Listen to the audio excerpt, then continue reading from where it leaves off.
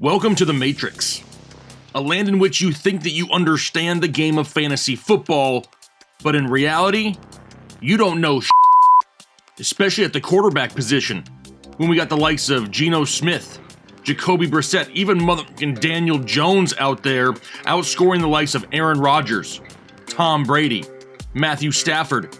Don't even get me started on Russell Wilson, that mother...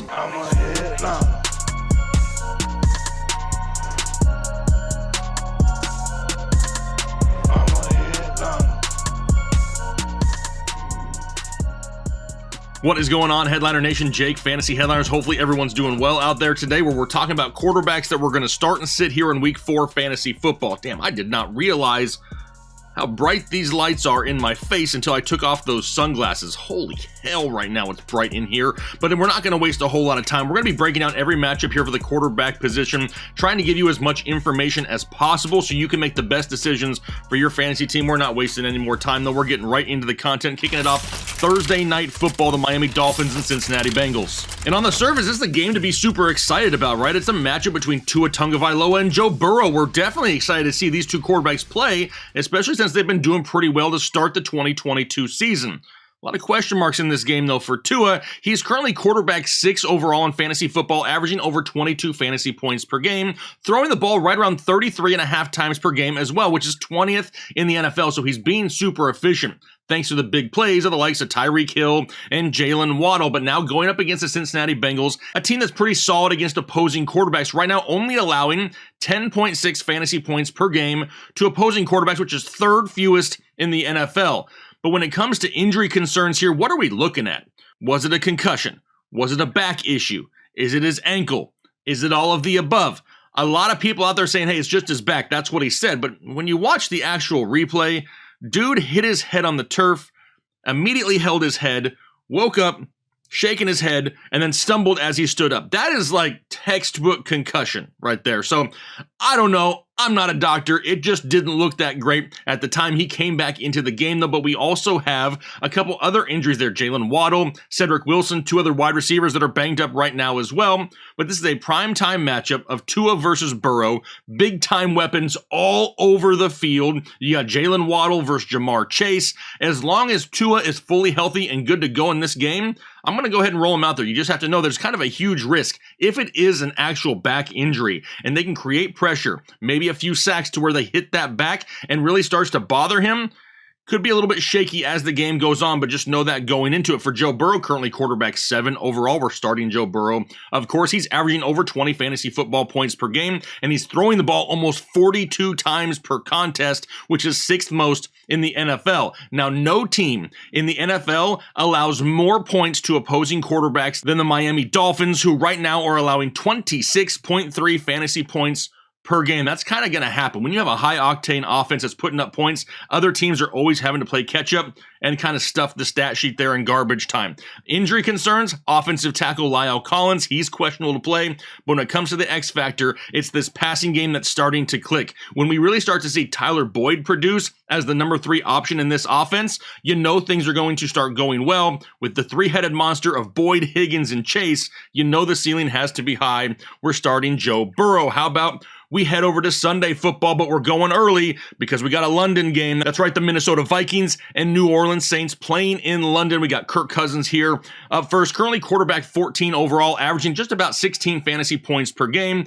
But apparently he has totally forgotten that Justin Jefferson plays for his team and that he should probably be throwing him the ball quite a bit. He does at least have 2 passing touchdowns in 2 of the 3 games played this year, though, so that's helping his overall numbers. When it comes to volume, 39.7 pass attempts per game, 8th most in the NFL. Now going up against a solid Saints defense, it's only allowing 13.3 fantasy points per game to opposing quarterbacks. That's 9th fewest in the NFL. When it comes to injury concerns, we're all paying attention to Dalvin Cook.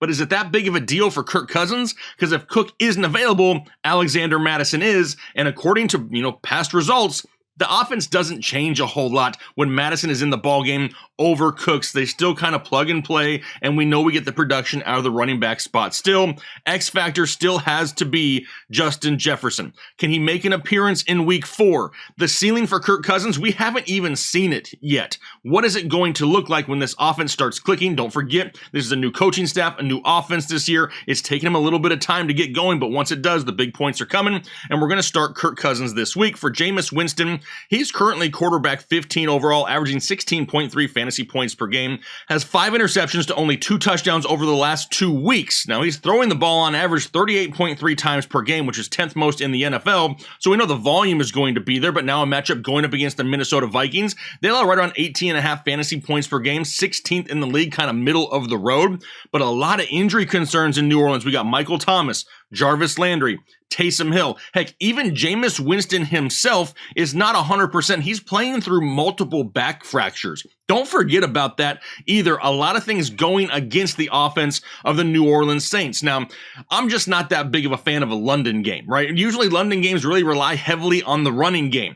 And if that's the case, maybe we see a little bit more Alvin Kamara this week with so many pass-catching weapons banged up. If we are limited to a Michael Thomas not being there or Jarvis Landry, Chris Olave is going to have himself another day, but for right now, with everything going against Jameis, who's not even 100% for sure playing this week, he's definitely going to be a sit for me here in the London game. How about the regular Sunday afternoon games? Going to Cleveland and Atlanta, Jacoby Brissett. I talked about him in the intro, right? He's currently quarterback 17 overall, averaging over 15 fantasy points per game, has 2 touchdowns and 5 interceptions over the last 2 weeks, and has also 3 fumbles, but none of them were lost, so that is a good thing. He's averaging 30.6 pass attempts per game, 24th in the NFL. He finally realizes that Amari Cooper is good and always open, so he's constantly looking for him, which is a great thing. But now a matchup going up against the Atlanta Falcons, who are definitely easier to throw on than they are to run on. They're allowing over 20 fantasy points per game to opposing quarterbacks, 11th most in the NFL. And right now, honestly, I'm going to head over to Prize Picks, and I'm going to hit the over on Jacoby Brissett this week, which is only set at 200.5 passing yards as of right now. That is a number he's exceeded now in back-to-back weeks, and I expect him to find that success through the air against Atlanta. When it comes to injury concerns, offensive tackle Jedrick Wills is questionable with an ankle injury. They may not have him, but the X factor is the running game. If they're going to win games in Cleveland, it's going to be on the back of Nick Chubb and Kareem Hunt. That's going to happen every week. The occasional big play, the peppering of Amari Cooper, that's how the Browns are going to move the football and try to stay in ball games. That's what I expect this week once again. So Jacoby Brissett still going to be a sit. For his opponent, Marcus Mariota, currently quarterback 13 overall, averaging right around 17 fantasy football points per game. Throwing the ball only 26 times per contest, though, which is only 29th in the NFL. The volume isn't overly high. Now a matchup going up against the Cleveland Browns, who allow just over 20 fantasy points per game, 12th most in the NFL. Offensive tackle Elijah Wilkinson is questionable here. That's something to pay attention to on the offensive line. But here is my biggest issue with Marcus Mariota, who I know has a lot of truthers out there. I see them down below in the comment section all the time. He has 5 touchdowns on the season through 3 weeks, but he also has 6 turnovers on the season, and the rushing numbers have now declined for 3 straight weeks. That rushing upside was what was making him safe, right? And now without that, it just makes it a little bit more volatile on a weekly basis, so I'm going to have to sit Marcus Mariota a fringe start, though. He scored 14 out of 25 points. One more point, he would have fallen into the start category, but right now he is a sit. Now we're going to move on to Baltimore and Buffalo, which is going to be my Manscaped must-watch matchup of the week. Now, as soon as this video is over, make sure you head over to manscaped.com. Find yourself something nice, fellas. The winter months are coming. That doesn't mean you need to load up on the fur. We need to make sure we're keeping ourselves clean and presentable at all times. Go head over to manscaped.com. Use promo code Headliners at checkout for 20% off and free shipping. But I'm super pumped up for this matchup. It's Josh Allen versus Lamar Jackson. Fantasy quarterback 1 against fantasy quarterback number 2, and this doesn't happen very often. We'll start off with Josh Allen, currently quarterback 2 overall, averaging over 29 fantasy points per game, has 10 touchdowns to only 3 turnovers and over 315 yards passing now in back-to-back games. The Buffalo offense is throwing the ball a butt ton, 44 times per game, which is 3rd most in the NFL. The Ravens, they allow the 2nd most points to opposing quarterbacks at over 25 fantasy points per game. game. The defense in Buffalo is beat up, which means they could allow more points. More points allowed means more offense needed from Josh Allen, and the rushing upside has really been kind of hit or miss as of late. When that becomes more consistent, the numbers are going to get even higher. I'm not going to convince you to start Josh Allen. I shouldn't have to convince you to start Lamar Jackson either. Currently quarterback 1 overall, averaging over 30 fantasy points per game, 12 touchdowns to only 2 turnovers on the season, and now has back-to-back 100-yard rushing games. He's only having to average 29 pass attempts per game to do it as well. That's 26th in the NFL, super high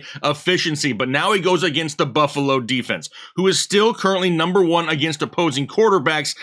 But they're banged up, right? We got Jordan Poyer, Ed Oliver, Jordan Phillips, Dane Jackson, Christian Benford. A lot of pieces on this defense are questionable or may not even play.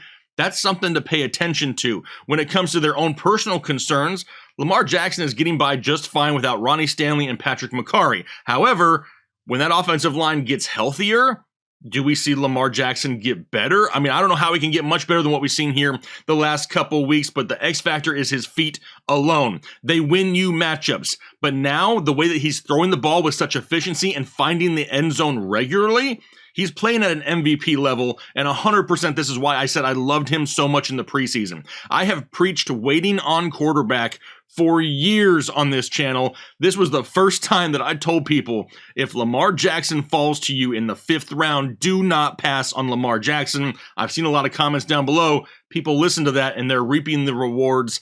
Now he's an automatic start. For Washington and Dallas now, Carson Wentz sitting at quarterback 5 overall, still averaging just over 20 fantasy points per game, even after a crappy week 3 in Philadelphia. He had those back-to-back games with over 300 yards passing and 7 touchdowns in the first 2 weeks of the season. That has really inflated his numbers just a little bit because week 3 was pretty bad. They're throwing the ball a lot in Philadelphia, though 43 times a game is 4th most in the NFL. Now a matchup going up against the Dallas defense, which is pretty solid against quarterbacks, allowing only 14.2 fantasy points per game, which is 11th fewest in the league. No major injury concerns here as of right now, but the X factor just isn't really there right now. I'm just really worried that the Dallas pass rush causes problems for Carson Wentz here this week. I mean, even Daniel Jones was back in the pocket last week and completed some pretty nice passes. So I don't want to say that Carson Wentz is just going to bomb, but we know he has a tendency to hold on to the ball a little bit too long sometimes. And if that's the case, he's not going to be able to evade the pass rush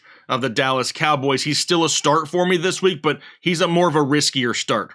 Cooper Rush on the other side, he's quarterback 31 overall, sitting right around quarterback 22 though when it comes to fantasy points per game because he hasn't played all season. Only 2 touchdowns in a little over 2 games played, but he's really protecting the ball and not turning it over. Averaging right around 31 pass attempts per game, which would be 24th in the NFL. A great matchup for him though this week going up against the Washington Commandos, who allow 22 fantasy points per game to opposing quarterbacks, which is 5th most. Now there are multiple offensive line injuries here. We know Michael Gallup and Dalton Schultz are also questionable to play, but the X factor for me is there's just not enough fantasy production there. I believe that Cooper Rush can lead this team to multiple victories. Is that going to translate to fantasy points, though? Not so much. We haven't seen the amount of volume that we need or the touchdown upside to really get us there as of right now, so he's still going to remain a sit. For Seattle and Detroit, we got Geno Smith, currently quarterback 19 overall, averaging almost 15 fantasy points per game, and he played super well in week 3. 325 yards passing, 2 touchdowns and 1 interception, 23 fantasy points, and finished as quarterback 7 overall just last week. He now has over 20 fantasy points in 2 of the first 3 games of this season, and he's catching a lot of people off guard. He's averaging 34 pass attempts per game, 19th in the NFL. Now he's going up against Detroit, who allows the 3rd most fantasy points in the league to opposing quarterbacks at 23.9 per game. No major injury concerns here. It's a great matchup. He's pushing the ball down the field. He's going to be a start, more of a lower end start, but a start nonetheless. And then for Jared Goff, this one is going to be kind of fringe for me. And I say that because we have a few things that we're looking at right now. He's currently quarterback 11 overall in fantasy football, averaging almost 20 fantasy points per game. Week 3 was the first week in which he didn't have multiple touchdown passes. He's throwing the ball 37 times a contest, 11th most in the NFL. He's got a matchup going up against Seattle, who allows almost 18 fantasy points per game to opposing quarterbacks. But it's the injury concerns that have me a little weary right now. We know about DeAndre Swift. We talked about him in the running back video. But Amon-Ra and Josh Reynolds are also pretty banged up and questionable to play. Now, with Swift more than likely out, we also have offensive guard Jonah Jackson questionable. What's going to happen with these pass-catching weapons? I need Amon-Ra in this lineup to start Jared Goff. If we do not have Amon-Ra this weekend, this start right here is going to change to a sit because I got to have this guy with his top weapon in this offense. Sure, they still have other producers out there, but I got to have Amon-Ra to start Jared Goff. That's the only way that I can really trust him. So for right now, I'm going to have him as a start, but pay attention to the videos later on in the week just to make sure Amon-Ra suits up and we can still trust Jared Goff. How about the Los Angeles Chargers and Houston Texans? Start off with Justin Herbert, currently quarterback 8 overall, but you could tell that last week in that ball game, the ribs were bothering him. It's his first game without multiple touchdowns this season. He's averaging 37 pass attempts per game, which is 5th most in the league, so at least the volume is still there, but Houston is a much tougher matchup against the pass than they are against the run. They're allowing only 11.8 fantasy points per game to opposing quarterbacks, which is 5th fewest in the NFL. The biggest loss here for me is offensive tackle Rashawn Slater. Huge loss for this offensive line. We know that Keenan Allen is still questionable. Center Corey Linsley, still questionable. And that's all on top of the actual rib injuries that Justin Herbert himself still has. This is not ideal for Justin Herbert. This is not a great matchup for Justin Herbert. But if he's healthy, if he's on the field, and especially if Keenan Allen returns this week, he's still going to remain a start. But you can tell right there, I'm not overly confident. The meter at 15 out of 25, and an absolute fringe start for me as of right now because I'm worried about all the injuries. His opponent, Davis Mills, currently quarterback 29 overall, averaging just about 11 fantasy points per game. Only 1 touchdown over his last 2 games played, and hasn't even thrown for over 250 yards in a game yet this season, averaging 35.6 pass attempts per game, which is 14th most in the NFL. Going up against the Chargers, who are allowing 19 fantasy points per game, just due to all their injuries on the defensive side of the football as well, means that this isn't the toughest matchup on paper for Davis Mills. No crazy injuries here concerning him. There are multiple injuries on the offensive line, but nothing major. But the X factor is just not enough scoring in Houston, right? They're not scoring enough touchdowns for me to want to start Davis Mills, so he's going to remain a sit. For Tennessee and Indianapolis now, Ryan Tannehill, currently quarterback 22 overall, averaging just about 14 fantasy points per game, but that number is really affected by the week 2 matchup against the Buffalo Bills, in which he totally bombed. In the other 2 games of the year, he's averaged 21 fantasy points per game. Only 27 pass attempts in order to do it, though, per contest, which means he's also being super efficient and he's getting the ball deeper down the field. Going up against Indianapolis, they allow right around 17.5 fantasy points per game to quarterbacks. The loss of Taylor Lewan on this offensive line a couple weeks ago was not good. However, we're seeing that Ryan Tannehill is still able to produce without him. The X factor has to continue to be Derrick Henry, and now his ability to catch passes out of the backfield. If we can get 5 catches for 60 yards a week out of the backfield from Derrick Henry, there's a lot of guys out there going to be walking around with straight chub, if you know what I mean. He's also averaging his 2nd highest yards per completion of his career is Ryan Tannehill, which means the big plays are still there, and that's why he's still a start for me. His opponent, Matt Ryan, currently quarterback 27, averaging 12 fantasy points per game, played much better in week 3, though. 222 yards, 2 touchdowns, no interceptions. Overall, his best game of the season thus far, averaging 39 pass attempts per game, which is 9th most in the NFL, going up against the Tennessee Titans, who allow the 6th most points to opposing quarterbacks at 22.6 points per game. Offensive tackle Bernard Raymond is questionable in this ball game, but this offense has yet to get Jonathan Taylor and Nyheim Hines going. They're going to have to in order to take this offense to the next level. If I see that, I'm sure they see that as well. I'm not overly worried about that backfield here just yet. At some point, it's going to pop, but until then, Matt Ryan's pretty much going to be like a lower confidence start just due to the volume they have in that passing game. How about the Chicago Bears and New York Giants? Justin Fields and Daniel Jones. Not overly excited about this one. Justin Fields right now sitting at quarterback 30 overall and is barely averaging 10 fantasy points per game, only 3 total touchdowns on the year, and hasn't completed more than 8 passes in a game yet this season.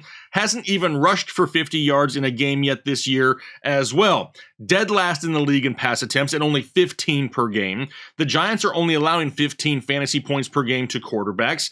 David Montgomery is banged up. Byron Pringle is banged up. He's on the IR. Velus Jones Jr., their rookie, he is still questionable to play. None of this is helping Justin Fields' case at this point. There's not a whole lot to be excited about in Chicago. We're still sitting Justin Fields and then Daniel Jones. Currently quarterback 18 overall, averaging 15 fantasy points per game. Only has 1 touchdown over his last 2 games played and has yet to throw for over 200 yards in a contest this season.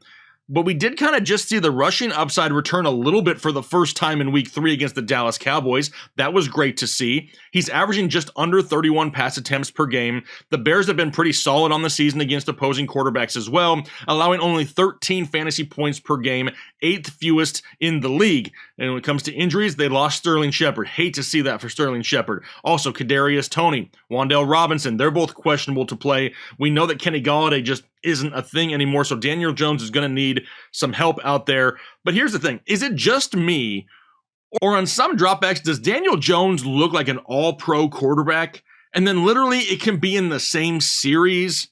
He looks like he's just learning how to play quarterback. It's very inconsistent. It's like he's playing with a huge lack of confidence, right? Like he's just not out there, confident in his abilities. It's too up and down for me. So I'm going to continue to sit Daniel Jones. For Jacksonville and Philadelphia, full disclosure, I kind of wanted to make this one the Manscaped matchup. Trevor Lawrence, who's playing great, going up against Jalen Hurts, who is a MVP candidate through 3 weeks. But Trevor Lawrence has seemed to kind of arrive, right? He's currently up to quarterback 10 overall in fantasy football, averaging just about 20 fantasy points per game. And for the first time in his career, has multiple touchdowns in back-to-back games. This is what we've been waiting for.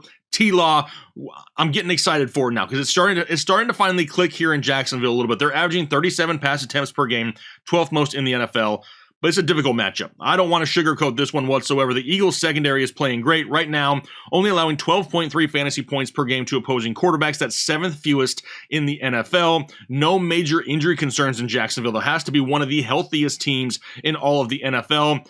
But the X factor, I have to drop it down. I love what this offense is doing. I love what Trevor Lawrence is showing. But a road game in Philadelphia is a tough matchup and has me a little bit worried. He is a fringe start with some huge risk for me this week. As for Jalen Hurts, not that big of a risk, right? Currently quarterback 5 overall and is absolutely playing lights out. Back-to-back 300-yard passing games, 7 touchdowns to only 1 turnover on the season is great. Only averaging 33 pass attempts per game, 21st in the NFL. So the big plays are obviously there. We've seen those here over the last couple weeks. The Jags are still underrated on defense, though. Don't sleep on the Jags defense. They're only allowing 16 fantasy points per game to opposing quarterbacks, but there's no major injuries of concern in Philadelphia. And for the first time in week 3, we saw multiple pass-catching weapons in this offense produce all at the same time. Devontae Smith.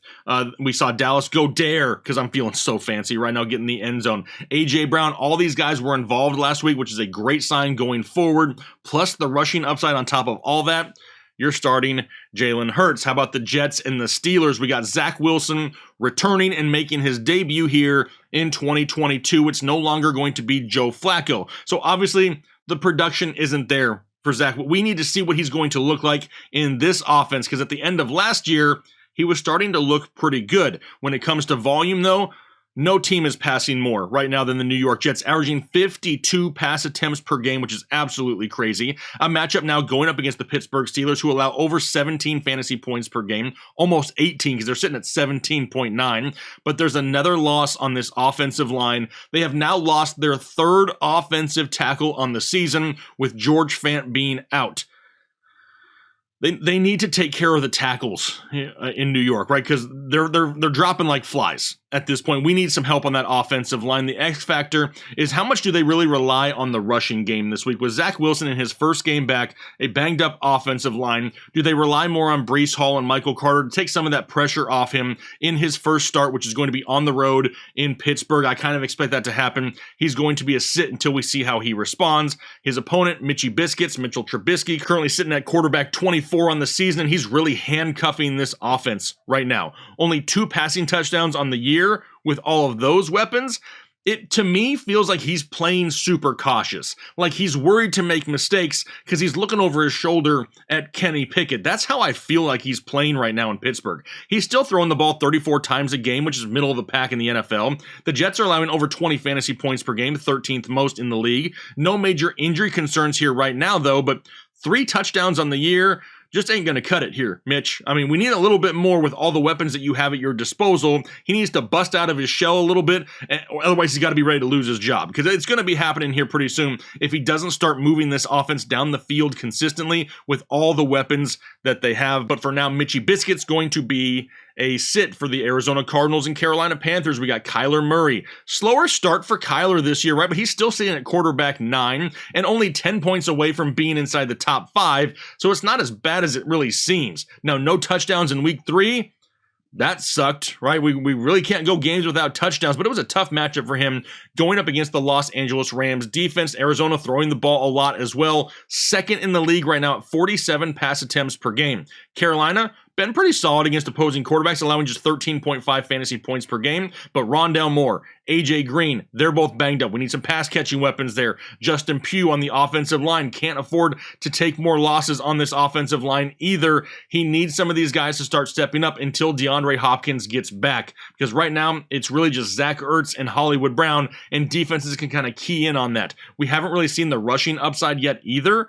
And with all the wide receiving options kind of being banged up right now, it's really hard for Kyler to get to those big numbers. He's been solid, he's been somewhat consistent, but in tougher matchups, we may see those lower point totals. Once again, he's going to be a start, but there's a little bit of risk there this week for his opponent, Baker Mayfield, currently quarterback 20 overall, averaging 14 fantasy points per game, yet to throw for over 250 yards, and has only 1 passing touchdown in the first 3 games of the season. That doesn't really sound fantasy viable to me. Only throwing the ball 27 times a contest. A lot of running right now going on in Carolina. Even though Arizona has allowed the 8th most fantasy points per game to opposing quarterbacks on the season at 21.3, and there's no major injury concerns here in Carolina, it's just too limited of an offense. There's not enough touchdowns to go around. He may help them win ball games. Baker Mayfield may help them get to 500 this year, but when it comes to fantasy production, probably not going to be there. He's going to remain a sit.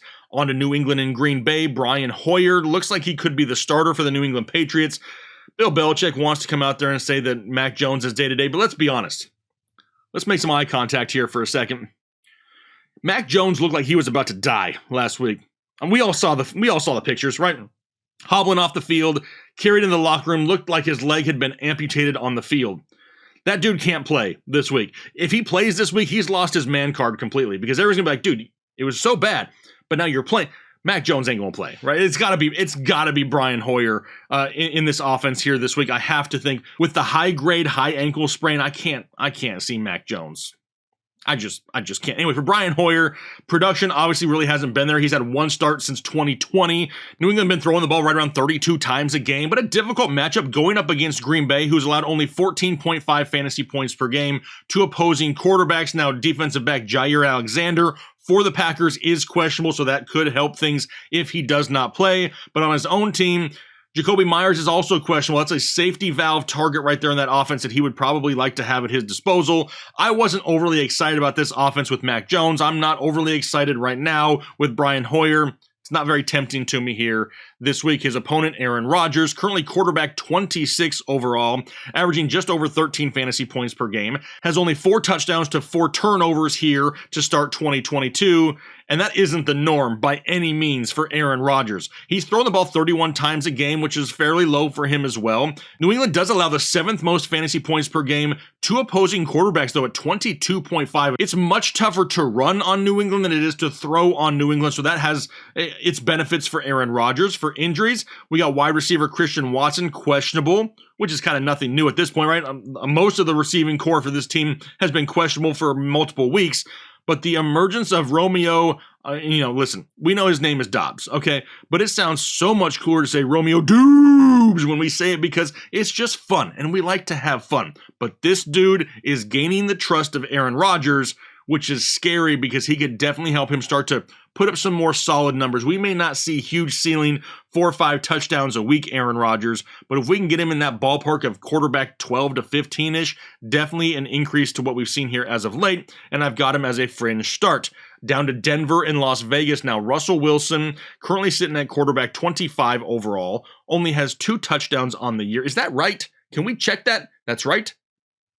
Only 2 touchdowns on the year. Dude hasn't even thrown for over 220 yards in the last 2 weeks.